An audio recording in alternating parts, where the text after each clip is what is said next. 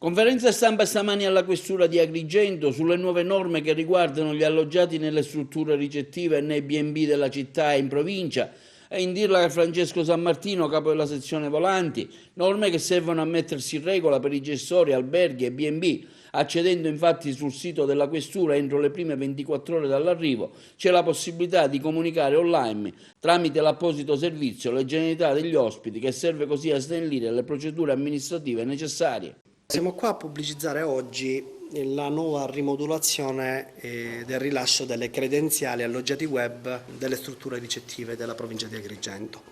Sostanzialmente adesso il cittadino, comodamente seduto da casa, può navigare su internet, entrare sul sito della Questura di Agrigento e scaricare tutti i nuovi moduli che abbiamo predisposto.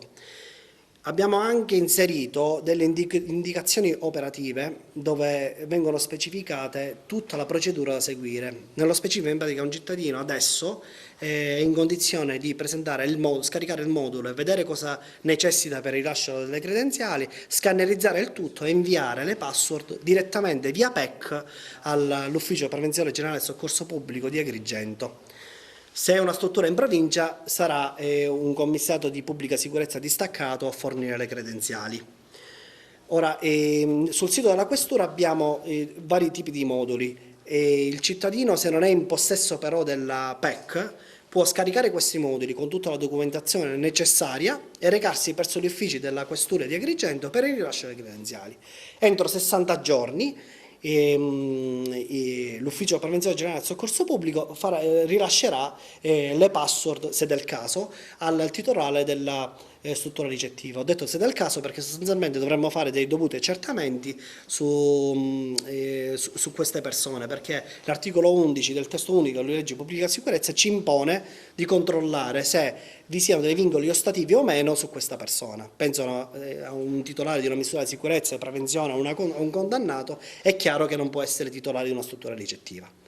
Verranno fatte a tal riguardo un nuovo controllo su tutte le strutture ricettive di Agrigento per vedere se i titolari delle strutture abbiano o meno ancora i requisiti per poter avere questo rilascio delle credenziali.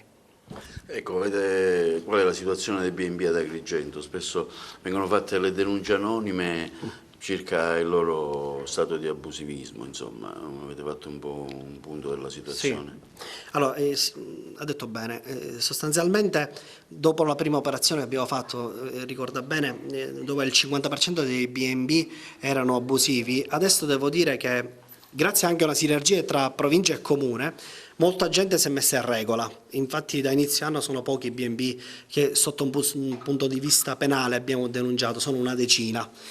È chiaro che adesso, da ora in poi, visto che ci siamo avvicinati ancora di più al cittadino grazie alla semplificazione e alla digitalizzazione della pubblica amministrazione, un cittadino che ha un appartamento a uso turistico può tranquillamente scaricare i moduli e i piccoli accorgimenti che vengono richiesti dalla legge. Questo cosa voglio dire? Che nulla costa registrarsi all'autorità locale di pubblica sicurezza, mettersi in regola col comune o la provincia rende sicuramente un servizio sempre più efficiente ai turisti che vengono a sostare qui ad Agrigento, a soggiornare qui nella provincia di Agrigento.